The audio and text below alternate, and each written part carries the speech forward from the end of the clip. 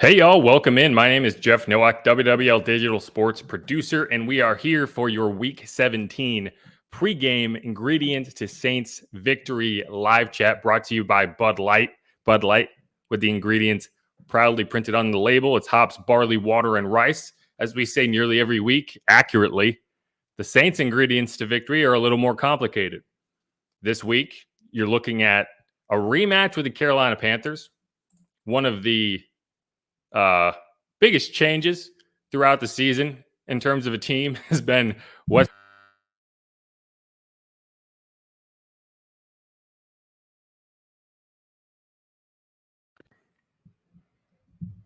All right. I think we got unplugged there. Let me just make sure. Okay, test. We're back. Okay, technical difficulties. We're doing this live. Thanks for sticking with me. Anyway, back hearing me again. So the week 2 game against the Panthers, you would have thought for all the world this Panthers team was going to be in the talk for the playoffs down the stretch. They had a 3-0 start. They have won just 2 of their 10 games since.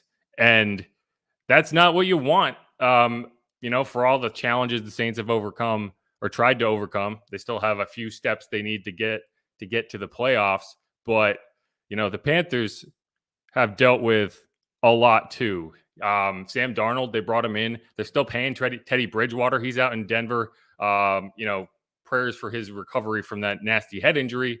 But, the Panthers brought in Sam Darnold. They thought Sam Darnold was the answer. And it's clear that he has not been the answer this season. Whether that's the case going forward, who knows? You have Cam Newton in there now. There's no Christian McCaffrey. That dominant defense seems to have faltered. And this is a Panthers team that really doesn't have a lot of incentive to win today. That's how badly it's gone for them. They're 5-10, and the difference between the 3 pick in the draft and the 9 pick in the draft is 1 game. So I think for the Saints, they need to take away any hint of the Panthers having a chance to win this game, and they should be able to do it easily. And that's what I'm looking for today. I'm not looking for this to be a crazy, high-scoring game. I think the Saints can finally get an easy win if they do this correctly and they, put some points on the board early and just take all the will away. Because if you're the Panthers, you have no reason to really push hard for this win other than the fact that it's a divisional game. And if you're in it in the second half, you're going to go for it. But, if the Saints get up by 2 scores early on, this could be a blowout. And frankly, it should be. It should be. Even with all the pieces missing for the Saints, you're not going to have Marcus Williams today. You're not going to have Eric McCoy today, which interestingly, that was another game Eric McCoy missed. He wasn't there for that week 2 matchup because he was hurt in week 1. And that was a big part of, why the Saints struggled to protect so much in that week 1 game. But all right, let's reset a bit. My name is Jeff Nowak, WWL Digital Sports Producer. We're going through all the pregame storylines ahead of Saints Panthers week 17. One of the biggest storylines you'll have. Can the Saints make the playoffs? The answer simply is yes. But it's obviously more complicated than that. They're behind each of the Eagles, 49ers, who are both at 8-7, and then they are tied but behind the Eagles and the Falcons, all 3 of those teams being at 7-8. Now, you can dismiss the Falcons because the Saints, in order to make the playoffs, really need to win their final 2 games, which would put them ahead of the Falcons. So we're not going to talk about them too much, but you should watch what's going on with the Eagles, the 49ers, the Vikings. You have to imagine without Kirk Cousins, the Vikings are going to have a really hard time winning on Sunday Night Football. So you can kind of eliminate them from the equation. And you're really just looking at what happens with, Rams, 49ers, Cardinals, Cowboys, and Eagles. Now, this is off to a really good start. We're kind of midstream here, but both the Rams and the Eagles are down already. And that's obviously a helpful thing because the Saints, one, need the Eagles to lose a game, or one of the 49ers Eagles to lose a game. So if the Eagles drop to Washington, that's a great thing. And if the Rams lose to the Ravens, that means that whatever happens with the 49ers and Texans today, you have to imagine the 49ers find a way to win that game against the hapless Texans squad. That would mean that the Rams go into week 18 not having clinched the NFC West and needing a win there because, they're going to make the playoffs either way, but going on the road in the wild card round versus playing at home in the wild card round and winning a division title, which means something to these guys, that's a big difference. So if you can get into week 18, only having to root for the Saints to beat the Falcons and the Rams having to beat the 49ers, the better team winning, That's really all you can ask for a Saints team that's sitting at 7-8. Best case scenario, you finish at 9-8, and you have to root for the likely result to get in. So, in my opinion, that's a pretty solid road considering where we felt like we were at Tuesday morning after watching that just atrocious, whatever you want to call it. It wasn't football that the NFL kind of forced to happen on Monday Night Football against the Dolphins. But here we are. Yeah, we're going to get into this a little bit. Remember, put your comments, questions, all that in the chat, and I'll get to him in the back half. Hoping to get Deuce McAllister in here. Still haven't heard from him, but we should be getting him shortly, and he'll give us his ingredients to victory. But first, I want you all to hear from Taysom Hill. He talked this week. He is one of the many players coming back from the COVID list. Now, the interesting thing with Marcus Williams and Eric McCoy is they were activated from COVID, but they're not playing. So they're not there today. We haven't gotten inactives yet, but that should be coming out shortly. Let me see. Let me double check first. I'm still not seeing them. Let me look one more place.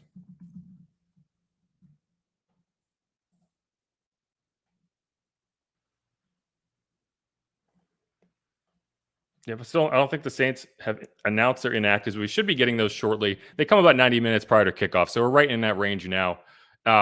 But I'll look back in a few moments and see if I can get those to you. But this is where we are. This is where the Saints are. And, the fact of the matter is, you can complain all you want about some of the results you've seen, that Giants game, the Falcons game, not putting up a fight in Philadelphia, having a rough go in Tennessee. If you had looked before the season, just without any of the injuries that we know about now, there weren't a lot of people confidently saying 9-7, period. There weren't a lot of people confidently saying 8-9. I saw a lot of predictions saying, 3-14, 5-12, that type of season, right? So, if you want to be doom and gloom here, fine. But the fact of the matter is, this team has had to overcome about every possible thing that you could have predicted, and a lot that you couldn't have, just to get to the chance at 9-8. And how many NFL teams do that? How many NFL teams find a way to win enough games, with losing your starting quarterback mid-season, missing your star running back for 4 games, having to live in Texas and play New Orleans football on the road to start for the first month of the season? All of these things, COVID twice impacting games, trying to play a game without 20 players. Somehow this Saints team is in position to be favored and potentially finish the season 9-8 and maybe get into the playoffs. It's one of the more remarkable things I've ever seen. Sean Payton's not going to win Coach of the Year because Coach of the Year always goes to the, a division winner, it seems. And it's not really looking at a coaching job, more so the larger performance and how many wins you got and whatever. That's fine. But it's one of the more amazing coaching jobs you'll ever see, just to get to the precipice of 500. It's just a fact.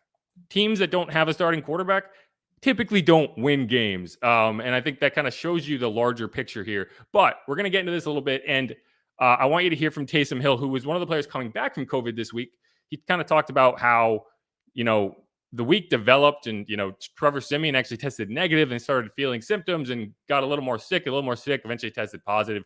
Taysom tested positive the next day. And it all kind of developed into what we saw last week, which was just ugly. But he's back now. And I think, one of the things I've always wondered is, how actively are these players paying attention to the situation they're in terms of, okay, I can sit here and say, oh yeah, Saints need the 49ers to lose, need the Eagles to lose, blah, blah, blah, blah, blah. Saints need to win, and the players need to focus on winning.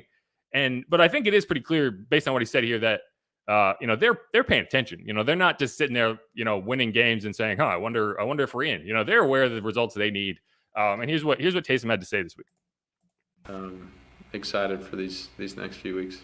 I'm fully aware of the situation and where we're at in the playoff picture and all that stuff. So you get to a point where you compete from July till now to have an opportunity to get to postseason play, and then you have to deal with more things. So it's just one of the things that we've had to deal with this season, and we're still right in the middle of it, and we're gonna control what we can control. That's kind of been the vibe of this season, and what we've had to live by. And I think we've been able to persevere through it pretty well to where we're still, in the hunt to get to postseason. Yeah, and I think, you'll hear this and it's a cliche, but I think it's true this season more than any other that I can remember is control what you can control. And there's really not a ton that you can control other than what you do on the field. And even sometimes what you do on the field is out of your control because of stuff that happens around you, because you don't have an offensive line, because half your pass catchers aren't there. And it's again, I think we're going to look back at this season and say, how in heaven's name did they find a way to get into this situation at all?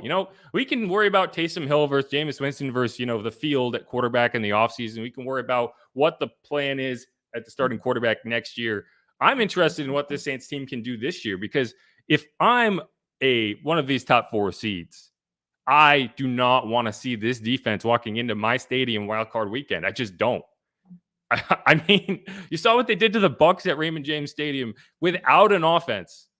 You talk about Chris Godwin, Mike Evans being out, Leonard Fournette getting hurt, whatever.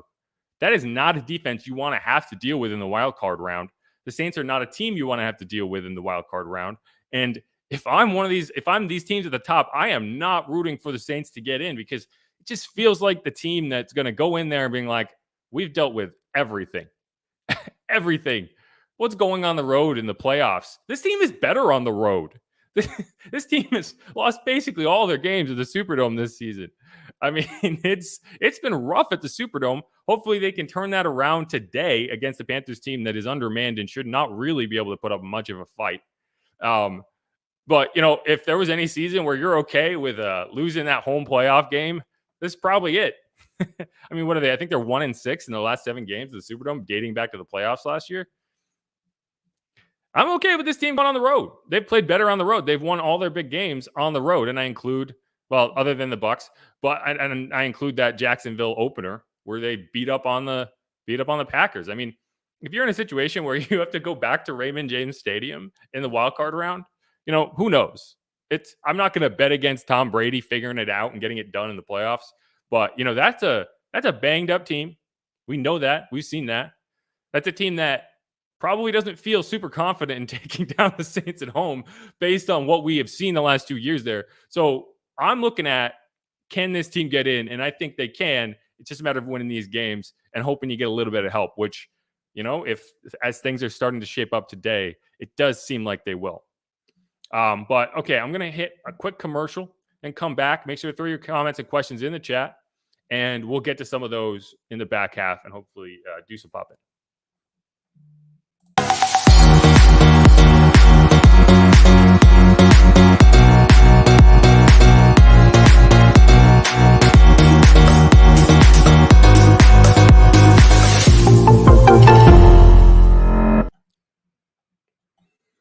All right. We are back again. My name is Jeff Nowak, WWL Digital Sports Producer. You can follow me on Twitter at Jeff_Nowak. You can follow WWL Radio on Twitter at WWLAMFM. And you can check us out on social media on Facebook, YouTube, Instagram, all that good stuff. Check out WWL.com for the latest headlines. And let's hit some of those questions. Gundam did want to point out my audio kicked off. I hit the plug. I'm a doofus, but I'm glad we sorted that out. All right. Let's see. Put them away quick. Yes. See, this isn't a question, but I think it's important today, right? The Saints are going to go into this game without a few key players, as they have seemingly every game of this season. That's nothing new. But the important pieces are there, right? You're getting guys like Demario Davis, Malcolm Jenkins back. You're getting those defensive leaders. You're getting a Taysom Hill at quarterback, which just at least kind of solidifies what your plan is there. He's obviously limited in terms of what he can do down the field as a passer, but you knew that it's the recipe you use to win 2 games against the Jets and the Bucs. You understand the plan there, and you can at least create the plan that you want and try to execute that. And I think the Saints will be able to do that today. What you don't want to do is hand the Panthers points, hand the Panthers a lead, kind of like the Eagles are doing with Washington today. Washington doesn't have a ton of incentive to play their brains out today either. But if you get a lead, if you're ahead, you're not going to lose a game just because of a draft pick. You're going to go try to win that game. But that is a different scenario from, okay, you go out and you're down 14.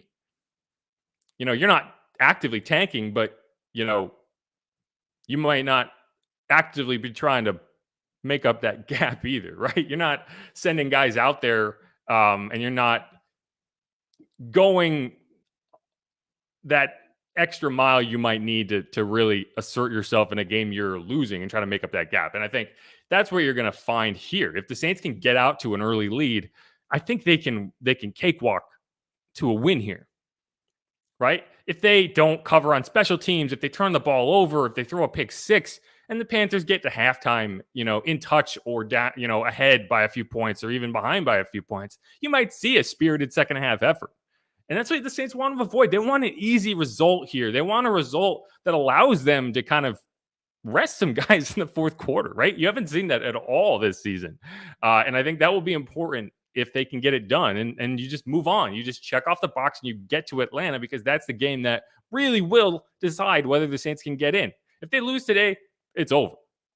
Even if they have like the remotest chance of some results happening, we can figure that out when we get there. But either way, you don't deserve to get into the playoffs if you can't beat this Panthers team today. A 5-10 Panthers team that's already eliminated from the playoffs and doesn't even know who their quarterback is. You should win this game. But while style points don't matter, this isn't college football. I think scenario matters. And I think putting your offense in a position where you're confident heading into the final game and heading into the playoffs is important. And I want to see that happen today. So there's a few of these games.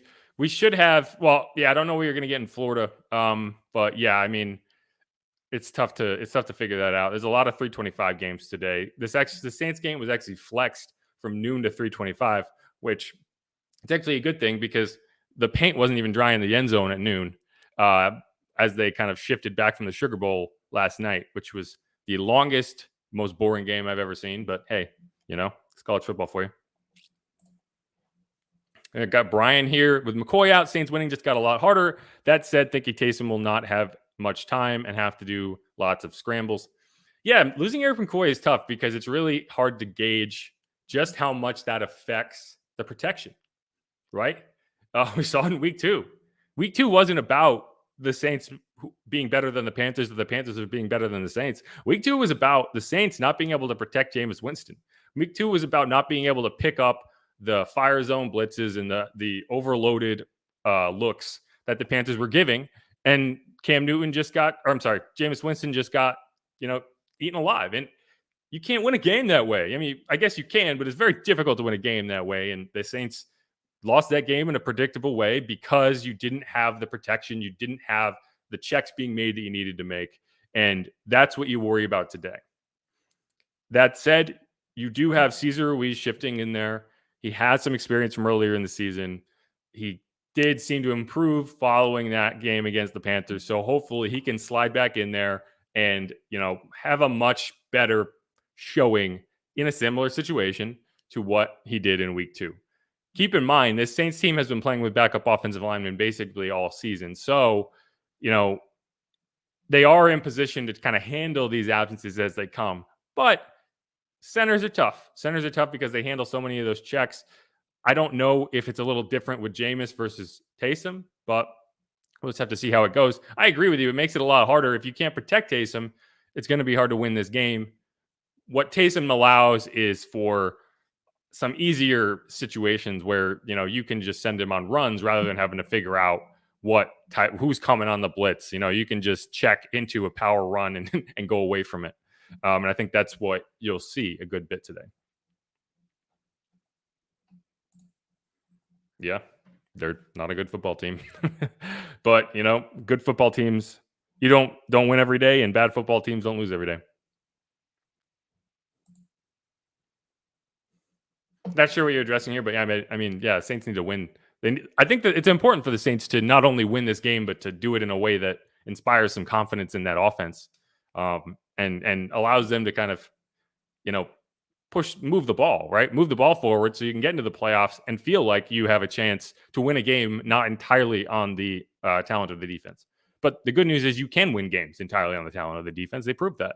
So, if you can get even something going on offense, you have a decent chance, I think. Got Masked Up Saints podcast in here. It's an oddly specific title for a podcast, but I appreciate y'all showing up. Yeah, I don't know if back against the wall. I guess it is. I guess that's a good way to put it. It doesn't feel that way, but it is. The good news is the Saints have lucked out in the final few matchups of the season, right? I mean, if you went into the final two games needing two wins, and they're both division games, at least it's the Panthers and the Falcons, right? The 49ers have to do it against the Rams. The Eagles have to do it against the Cowboys. The Vikings have to do it against the Packers. That's what gives the Saints such a good chance is, they're not having to deal with the Bucs. They're not having to deal with the division leader. They don't have to worry about upsetting a team. They have to worry about winning games they should be favored in. And that's where we are. I mean, the Saints are 6.5-point favorites today. Think about that. This is a team that hasn't won at home all year.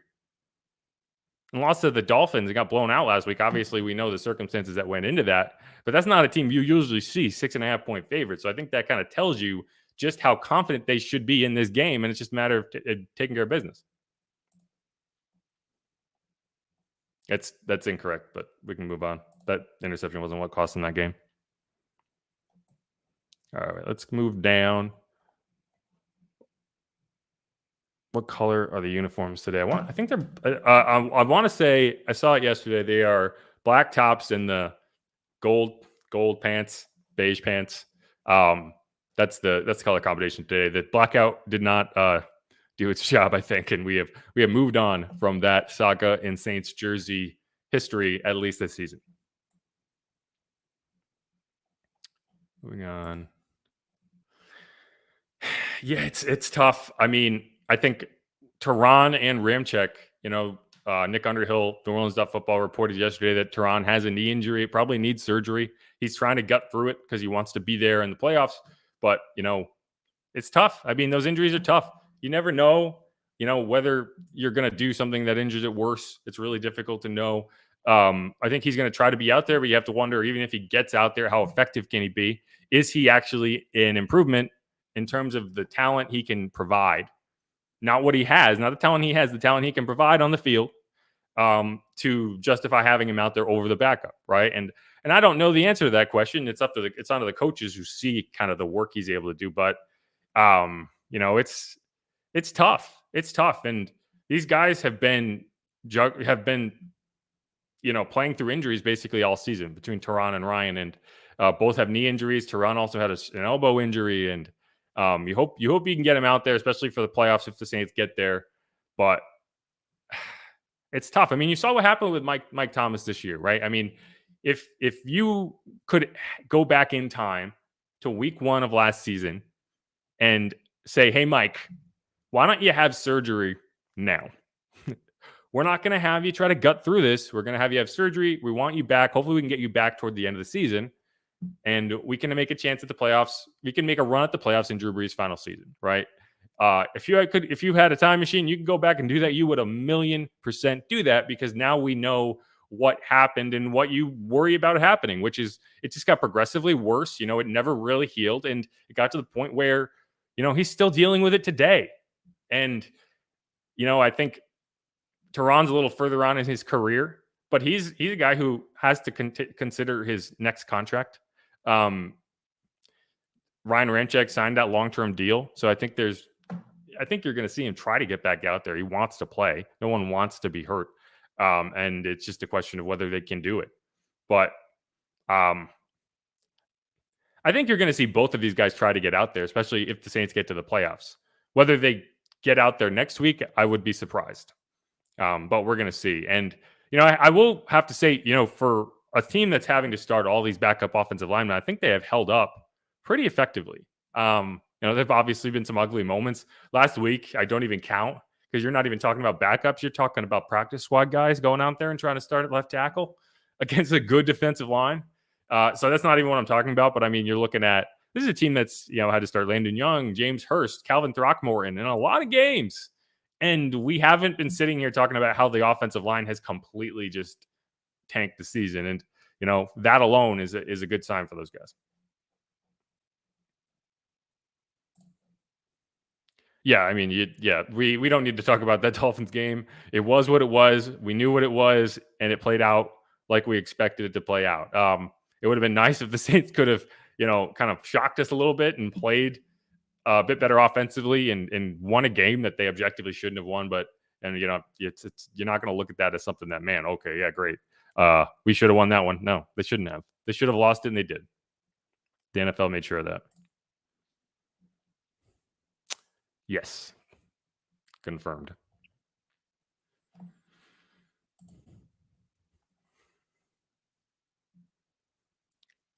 Yeah, I mean, I agree with this, and I don't. I think you don't need Taysom to be a pocket passer. You don't need him to be a timing guy, but you need him to be able to win downfield in situations where you're getting cover zero, and you just need to take advantage, right? These aren't timing throws. These aren't, you don't have to be a great quarterback to make these throws. You just have to put the ball where it's supposed to be. And that's what we saw against the Bucs, right? There was a lot of negativity about Taysom Hill's performance. Sorry, I'm just getting the light going. Taysom Hill's performance against the Bucs, but it was his deep balls to Marquez Callaway in the first half that allowed the Saints to win that game, right? He didn't do a ton, but he set up points with those effective deep balls against cover zero. And that was enough to get the Saints in a position where they could win it on defense, right? That's what you need from Taysom Hill as a passer.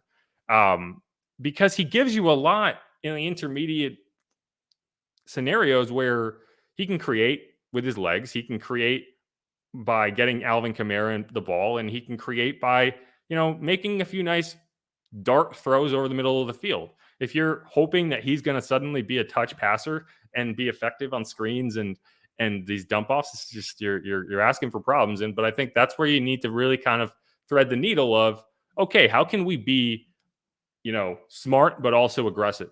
Someone talked about that interception against the Giants that swung that game. It first of all, it didn't swing the game because of where it happened and what you were doing. If you're throwing an interception because you're being aggressive downfield, I'm okay with that. I just don't want to see interceptions thrown close to the line of scrimmage or close to the sideline where they can bring it back and set up the offense to score.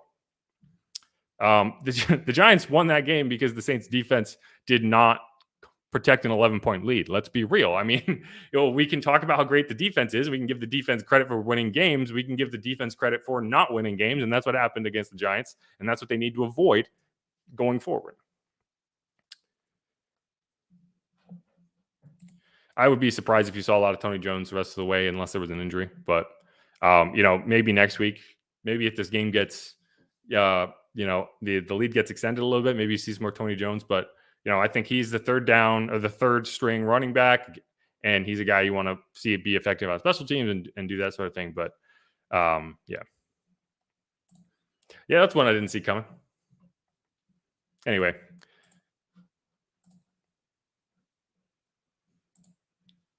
That's true. It is kind of a weird scenario where, the Saints want the Rams to lose this week and look bad and lose to a Ravens team that's starting Tyler Huntley, does not have DeMar Jackson. But then you have to turn around and be like, oh, man, yeah, forget about that game, LA. You are great, and you need to go out there and be great and win a game. We're counting on you. And that's why this time of year is so bizarre. There's a scenario, if things land a certain way, where the Saints would actually end up rooting for the 49ers to win because that win would be what gets the Saints to the 16 instead of the 7 next week in week 18. And that's just how weird it can get. And there's so many teams involved. There's so many different tiebreakers that could play out. There's so many scenarios and combinations that could play out. But the good news is the Saints are on the right end of a lot of them. And you just kind of have to figure it out in the moment and go from there. Sorry, I'm just checking in with Deuce.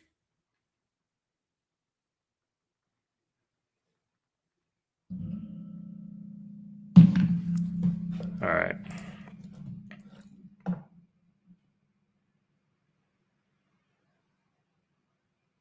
Okay, so yeah, we're talking about next week. Well, I mean, yes and no. If the Rams lose today, It doesn't matter what happens in the Cardinals-Cowboys game. And that's why that result would be valuable, because you would be able to not have to watch that Cowboys-Cardinals game. You could actually, here's how I would look at it. You would actually change. If the Rams lose to the Ravens, I'm no longer rooting for the Cardinals. I'm rooting for the Cowboys, because I want the Cowboys to maintain that one-game gap between themselves and the top seed and bye. And why? Because you want the Cowboys to beat the Eagles in week 18, and you want them to have as much to play for as possible. So it all changes, and that's what I'm trying to impress upon you. You know, if the Rams win, then you probably root for the Cardinals. If the Rams lose, and one way or another they need to win next week to have a chance at the division, you root for the Cowboys. Because if the Cowboys lose and the Packers win, they're now 2 games out, and you might not have as much incentive to try to push for that final wild card spot, knowing that it's a long shot with all those teams involved. And then that might hand the Eagles an easy win week 18. At this point, it makes more sense to root against the 49ers than the Eagles, but as we've seen, there's no way to predict any of it. I mean, the Jets, as T. Scott pointed out, the Jets are beating the Bucs 24-16. The Jets. What in the world? And it's not even, you can blame the Jets the Jets aren't good at anything, and apparently they're also not good at getting a good draft pick. What in the hell are they doing? I mean, they're right there. They're kind of like the Panthers. A win here could move them from the 3 or the 4 to the 7. That's terrible. I mean, you don't want to lose that, but you also don't want to, Okay, we're having some technical difficulties. Here, let me see if I can iron this out with Deuce, and we'll be back momentarily.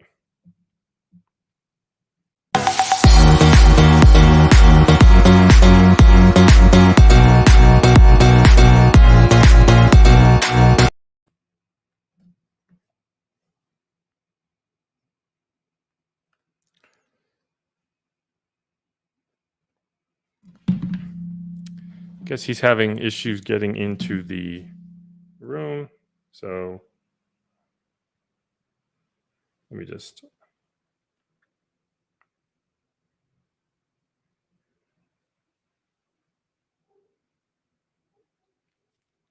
And yes, I'm still here. All right.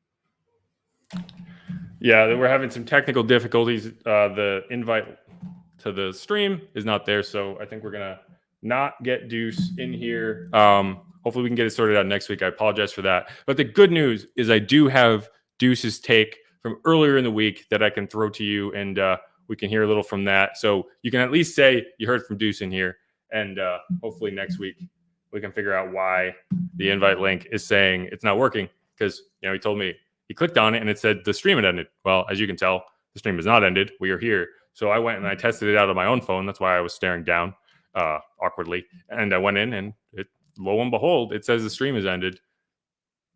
It lied, because I know for a fact I did not end the stream. Anyway, let's hear from Deuce.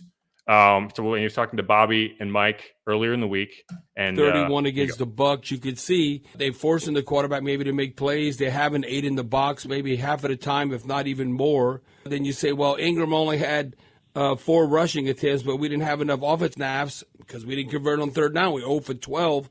So what's the approach going against Carolina as far as trying to, Kamara and Ingram more involved, and hopefully they can carry the offense? So you've got to be able to have success on first and second down. I mean, I think that's the critical piece of it, because very, very rare situations will you have a 3rd and 19 or 20, and I just give you a draw and right. you pick up that first down. I mean, that's one of the things that Alvin did, and that's kind of an angry, frustrated run for him because he's not getting a light box. You know, they are putting 7, 8, 9 guys in the box and telling the Saints, you can't beat us passing the football. Right. You know, you can't win out on the edges, or you can't pick up the blitz, the stunt, and we just struggled with it. We struggled with it, and I think the approach to Carolina is you have to be able to win some of those one-on-ones outside. You have to be able to trust what you're doing, and that is receiver-wise and quarterback-wise, and those guys, they have to win outside. I mean, and teams are going to continue to say, all right, I'm giving the extra guy in this box,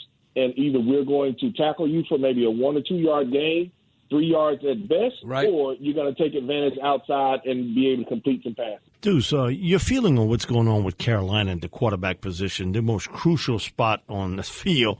And, you know, they play in revolving doors here. You know, Matt, that really has never in the injuries, 15 in 1 year. You know, he was. Cam, he's doing the Superman strut, what he does, and he goes, I'm back. Well, he's back. His passing efficiency is like 67. He has 4 picks, 4 touchdowns, and he's 0-4. He's back? What do you mean he's back? That's why they're trying to see what they have in Sam Darnold, I think, in the future. Because they gave up a lot for Sam. Look, they're on the hook for $18 million next year. Bingo. Because they picked up the 5th-year option. They want to see if Sam Darnold can play, I think. Well, that's what I was about to say, Bobby. They've already picked up his option, and I that was questionable in it. They have a quarterback out in Denver that they're still paying this year as well. They're still paying Teddy. And he's in Denver. Yeah, he's in Denver right now. So think about that. And now they've already committed to Sam, and they don't even know if he's going to be the guy 100% for next year. So they may be on the hook for him as well. And so it's interesting because even today he released that he's going to start Sam Darnold. I figured that you'll see Cam in short yardage situations and maybe even 3rd down and short. But for the Saints, it doesn't matter who is at the quarterback. You've got to be able to do your job. The Saints have to create pressure.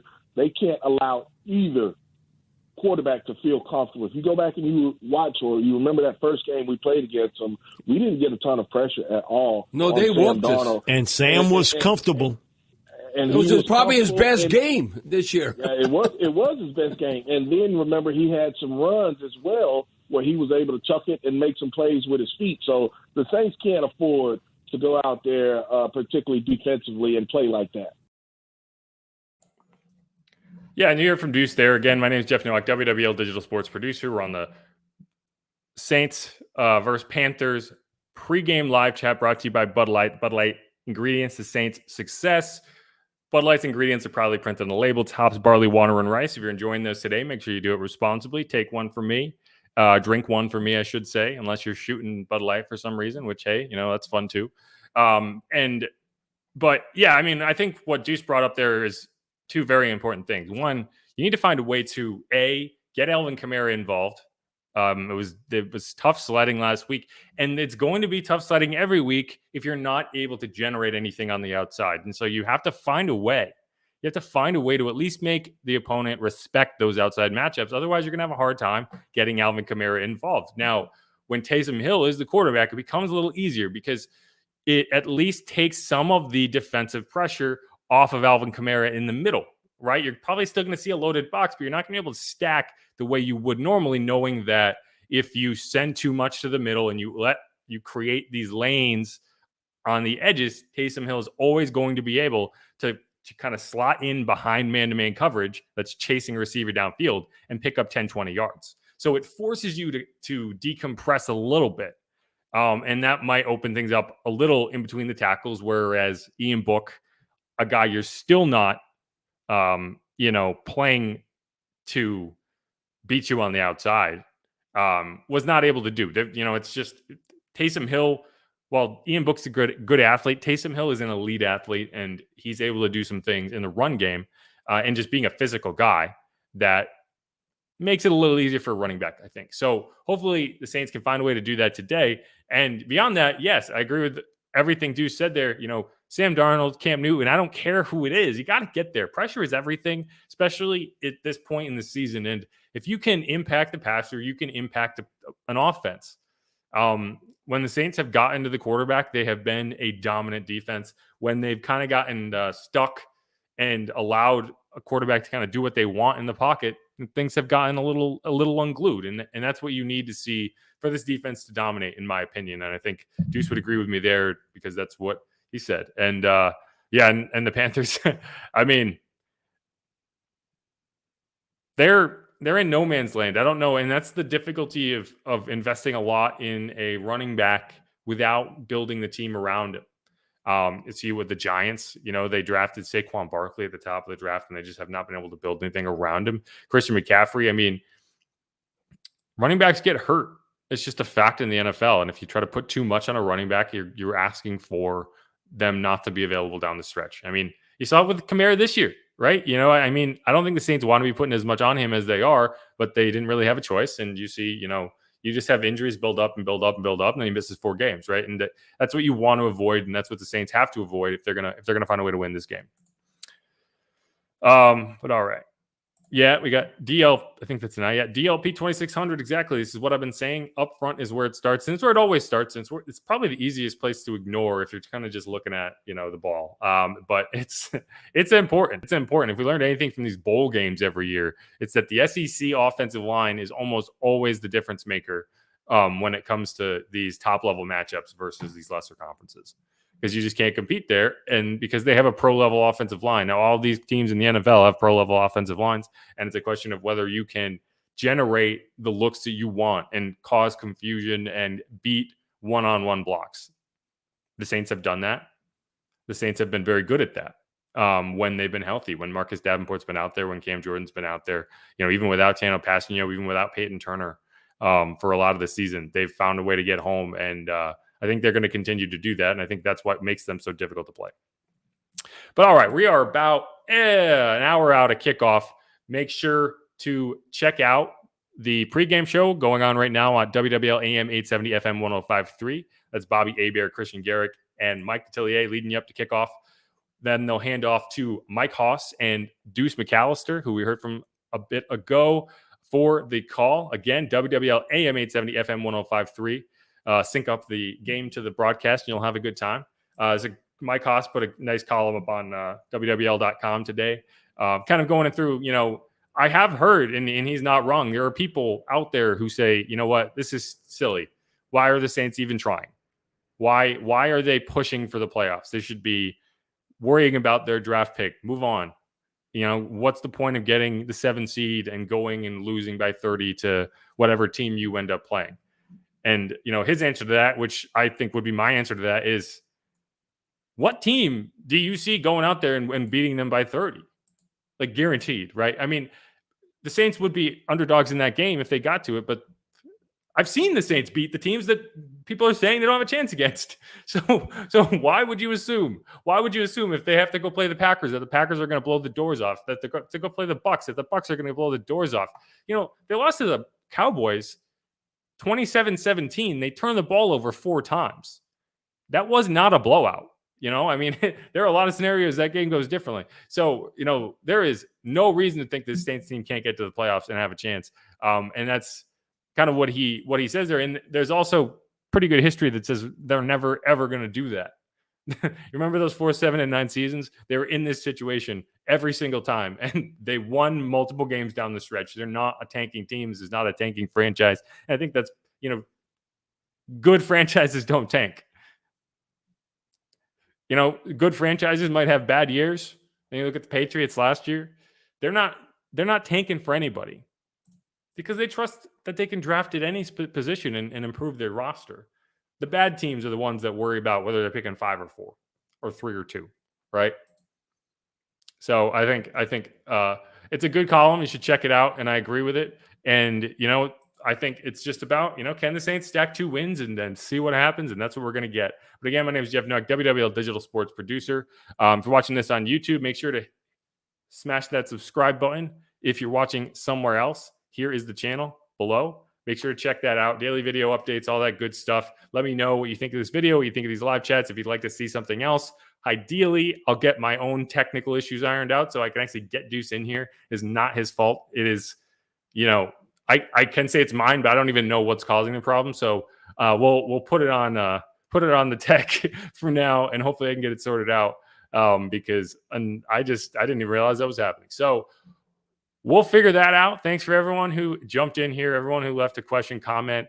Again, make sure to check out the broadcast, WWL AM 870 FM 105.3. Check out WWL.com for the latest news, notes, and analysis. And about an hour till kickoff. Let's see what happens. Who dat? And I have a video and I forgot to play it.